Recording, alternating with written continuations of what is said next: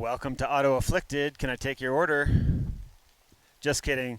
What's up, friends? Welcome to another episode of Auto Afflicted. I'm your host, Ali Goulet, with the telemarketing microphone. And today we're checking out this 2016 Lexus RC F. It's a 5-liter V8 naturally aspirated rear-wheel drive car, and I'm going to go crash it in the rain. Let's get into it.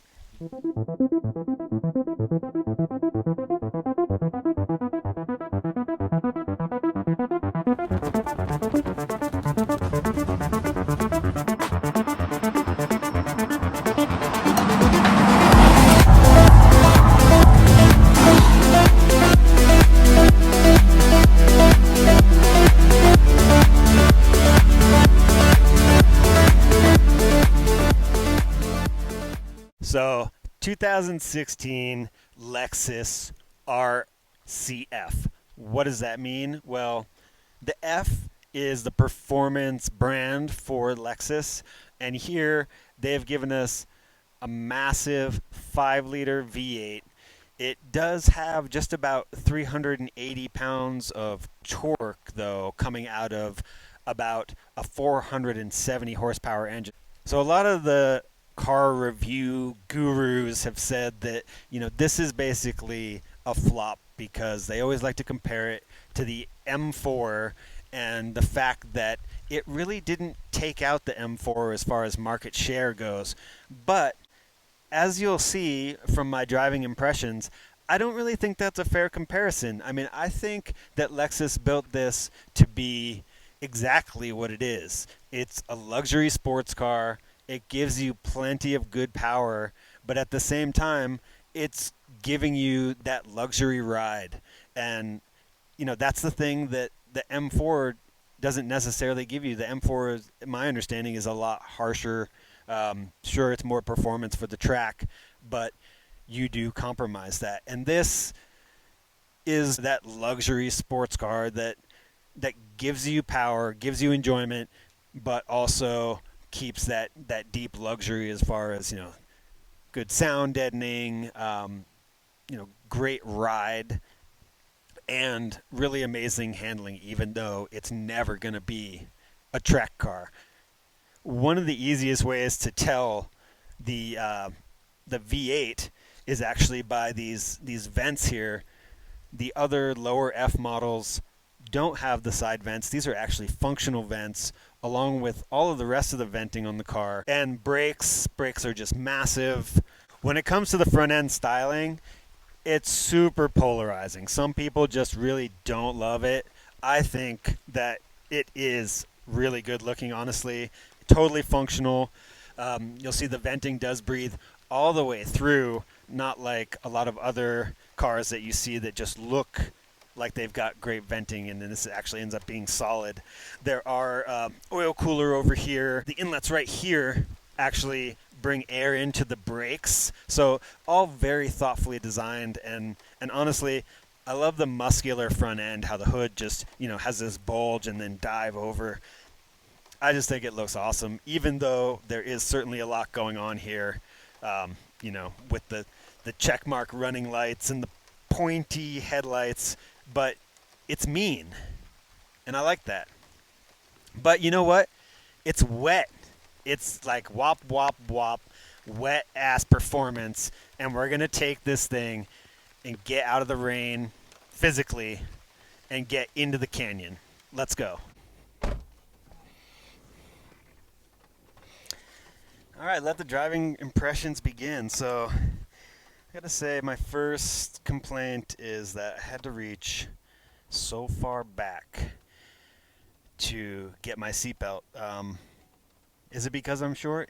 Yes, but also that's just a little buggy. I mean, I don't know. I come from a 1988 Mercedes that presents you the seatbelt, but I guess it's it's a minor thing, but still something that I noticed.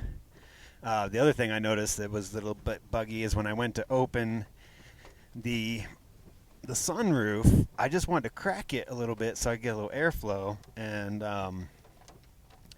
it really just kind of wanted to go all the way open or all the way closed, and I had to just very gently touch it until I got it where I wanted. And that was a little weird, but whatever, not a big deal. Right now we're just rolling down the brick road out of my mansion, getting ready to experience this 400 and approximately 70 horsepower that pumps out of this 5-liter V8, naturally aspirated V8, which is, I don't know, kind of something neat for this day and age because so many cars have turbos. It's just nice to have that NA grunt. Don't have to wait for boost. Of course, boosts is really quite fun. Today I've got my son Ethan with me. You can see his face there. It's fine. We're not in any danger, so no need to flag YouTube for child endangerment. Currently we're in eco mode. We kind of wanted to feel it out and see, what the eco mode vibe is about. Because it does have multiple settings. You've got eco mode, you have sport, you have sport plus, and you have expert. Rolling out in eco mode here in the wet. Traction control's doing its thing. And it sounds really pretty good. This car actually has something interesting. Let's quiet that sunroof there. So, in these modern cars, there's so much sound deadening that, like BMW, for instance, will pipe in some exhaust sound for you. And while it's nice to hear some exhaust, I like to hear some real exhaust. My understanding on the more modern BMWs is the pipe in is actually pre-recorded sound. This car has a flap as part of the whole airbox, and there's a vacuum actuated flap that about 3,500 RPM it opens up, which allows more of the real engine sound to actually come in. And that's, to me, a very welcome thing. I want to hear the car. Of course, right now it sounds nice and quiet, luxury, how you'd expect. Dipping into the throttle, I can feel it come on. Feels pretty good. So this is eco mode. We are about to go up into Little Cottonwood Canyon here, one of the more popular canyons in the winter and summertime, even here in the Salt Lake area. It's a nice canyon to drive. As you can see, it's very moist today, kind of unseasonably moist for Utah. We do get rain, of course. That's where our water comes from that we sell to California. So far, I like the vibe. It's, as I said before, it's luxury sports car, so it's nice and quiet in here. It feels comfortable, not harsh at all. As far as the interior goes, I gotta say that, ergonomics are kind of a big thing for me, and where my elbows hit, where my hands hit on the steering wheel, they nailed it. It's perfect.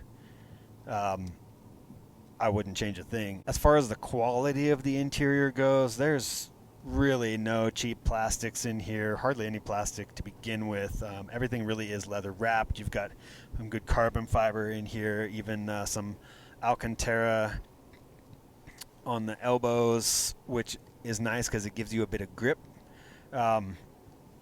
The headliner is nice. Everything is really well thought out, as you would expect for a car that had like a $70,000 sticker price.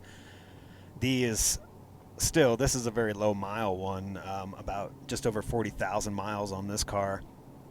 But if you're looking at one of these for 2016, they're still booking out at about 35 to 40 grand, depending on the miles. So still holding value quite well. Now that we're getting into the canyon, let's we'll toggle over here to sport. So in the sport mode, there's a bit more sound, and it does feel noticeably more responsive. If I just dip in, to the throttle just an inch or two, just put a little pressure, I'm really feeling the car start to go. So that, I mean, that's what you would expect, right? You want your eco mode to be nice and sedate, but you do want to be able to get some in the sport mode. And then we do also have Sport S Plus and Expert mode. I don't think we're going to go to the Expert mode today because Expert mode does also turn off the traction control, and it's pretty wet, so I don't want to wreck anyone's car, you know what I mean?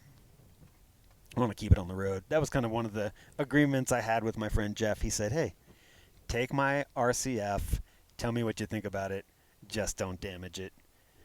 But I mean, as if you want to go into sort of sport manual mode, all you have to really do is start clicking away at the paddles, and it just goes right there for you. So one of the things that people complain about for this car when they're comparing it to something else is the gearbox. So for a 2016, it really does have kind of an antiquated gearbox because it just has a standard torque converter instead of a dual clutch system, or something fancier. But it does perform really pretty well, considering it handles the 8-speed. It does adjust as you go into the different modes. Really, that's what they do. They change the parameters of how the transmission operates, and it does give you a pretty satisfying throttle blip as you're going down through the gears or under braking. So it's very well thought out and very well engineered for performance, even though it is still a torque converter system.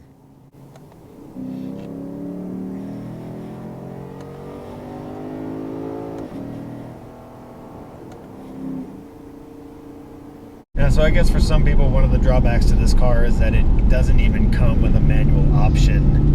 But as so many like to say, manual is really for the enthusiast, and automatic is for the enthusiast that wants to go fast. Because, as you probably know, modern automatic transmissions are just so quick, and while it is very enjoyable to actually shift, put your hand on the shifter and get that feel, it's not faster. It's just not faster. I mean, all you have to do is look at what they do with Formula One. They give you an auto manual. Of course, it's a multi-clutch system, but anyway, my point is, manual, of course, is so much fun, but it's not even necessary.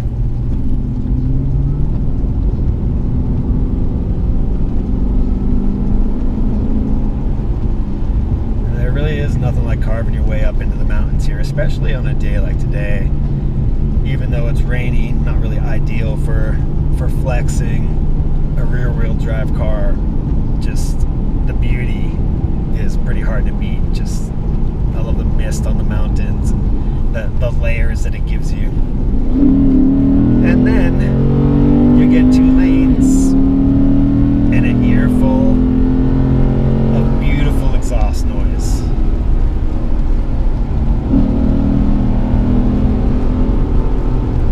Feels really good. Brakes on this car are just massive. Listen to that. Man, the balance. Yeah, these brakes.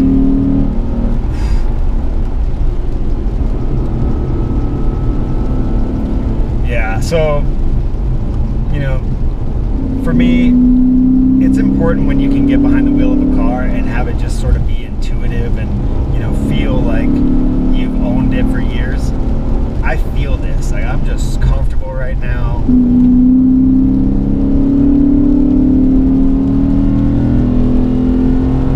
Not even worried. Man, this thing is good. The brakes. Oh, there goes that blip.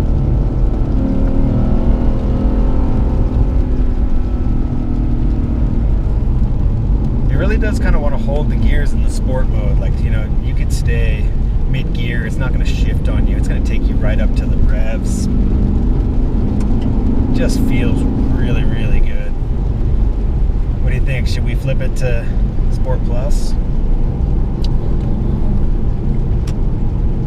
All right, Sport Plus. When you flip it to Sport Plus, you get this cool graphic on the screen that shows you the engine. It's like shows you the heart of the engine, lets you know. And in Sport Plus, I feel like I hear a little bit more sound.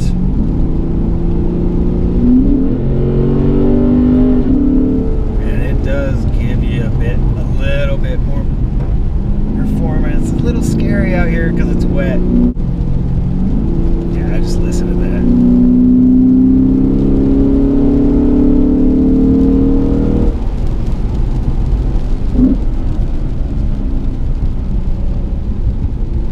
I love that blip it gives you. I mean, that's like so satisfying. That's the thing that I really miss when I'm driving an automatic, is the ability to control the RPMs myself and match the gears. That's kind of my favorite thing, is being able to do some heel toe braking, just manage the car. But obviously the engineers thought that through, and even in an automatic, it's just doing it for you already. Dip down into the Alta parking lot and turn around.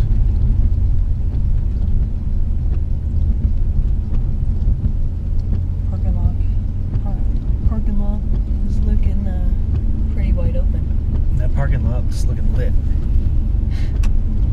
So it does even have a snow mode, and one of the funny things about this car is it has a pass-through for skis in the back. And as a snowboarder, I think that's some elitist ski bullshit.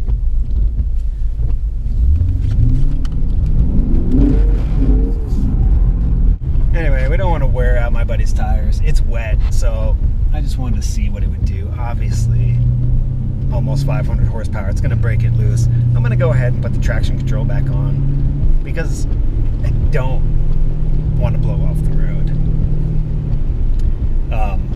Still just in Sport S Plus.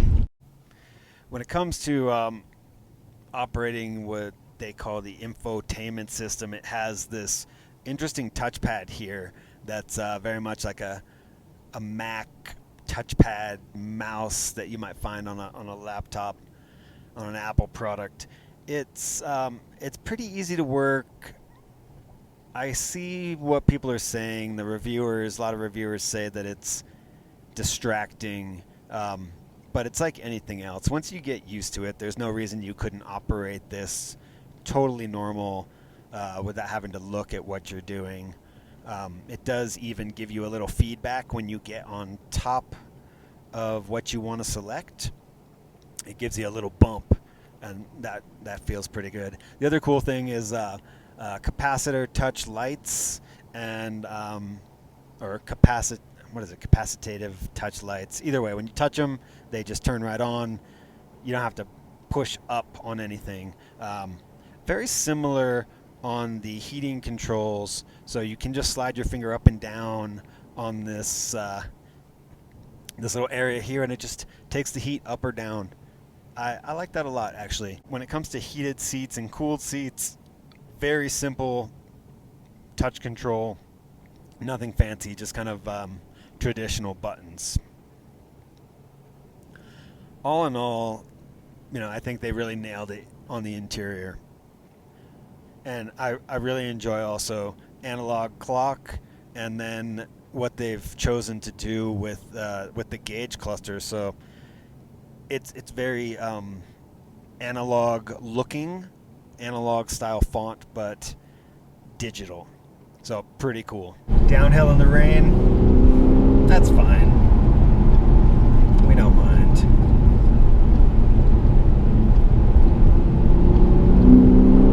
Let's just take it in.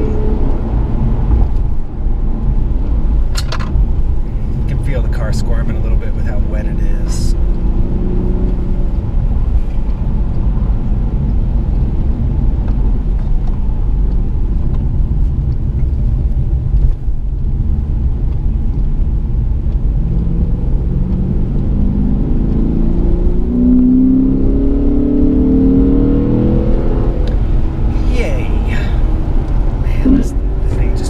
good. That almost scared me, that blip. It's crazy. Just so good. You know, in the rain, you really want to be smooth. When you start getting real stabby on the gas or stabby on the brake or diving in hard, that's when you start to break traction. Once you break traction, you're just going off the road. So nice and steady is what I always suggest.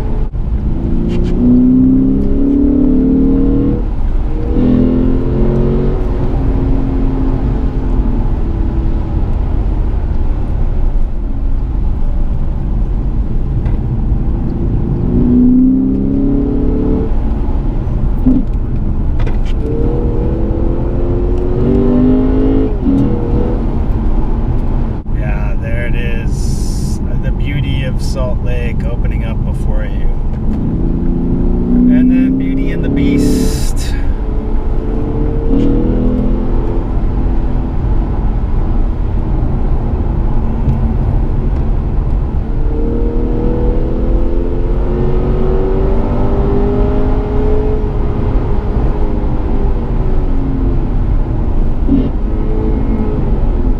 There are those blips. God, I just love what the engineers did with this. Like, just that blip on the downshift to match the gearing. It's just, even if it wasn't perfect, which it is, the sound is what gets me.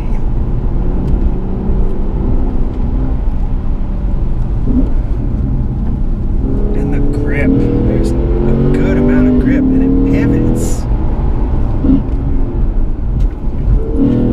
Brakes. If it wasn't for brakes, we'd be off the road. God, that feels good.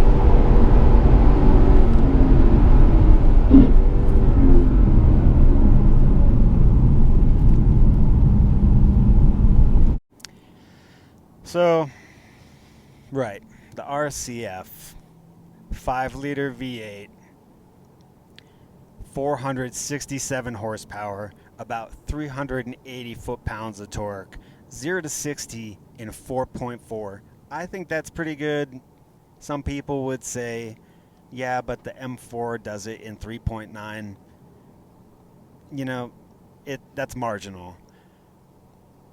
I'm not going to drag race or anything. I don't really care that much about that small difference in 0 to 60 times. It's really more about the overall feel. You know, how does the car behave? How does it feel, you know, sitting in it? You know, how do you feel about the interior? I mean, the seats on this thing are so amazing. You know, obviously they look like race buckets. These, unfortunately, are non-functional. You can't pass through your 5-point harness, but it's fine. I mean, this is not meant to be a racer boy car. This is meant to be high luxury sport coupe, and it's delivering 100%. I mean, what more could you want? Manual? Sure. Okay, manual. Maybe not this kind of infotainment system, sure, but otherwise, I don't know. Like I said, the ergonomics, the fit and finish, the sound deadening, the engine noise, all of it just comes together for me. And honestly, again, why would you even compare it to an M4? It's kind of just its own car, and I'm just glad I got behind the wheel of this thing. So there you go, friends. A quick romp up the canyon in this 2016 Lexus RC F. And what can I tell you? Another fantastic, fantastic car that I would certainly have in my quiver if I had unlimited quiver potential. But just thankful that my buddy Jeff let me get behind the wheel of this car, because it really is something. And it's been a little while since I've had over 400 horsepower, so it's quite a treat. If you enjoyed this video, you know, as ever, I would like you to drop a like on it, maybe subscribe, and, you know, if you're into it, hit the noties, then you'll know when the new videos are coming up. Otherwise, again, I just thank you for tuning in. Love the ones you're with. Be kind to those around you, and we'll catch you on the next episode.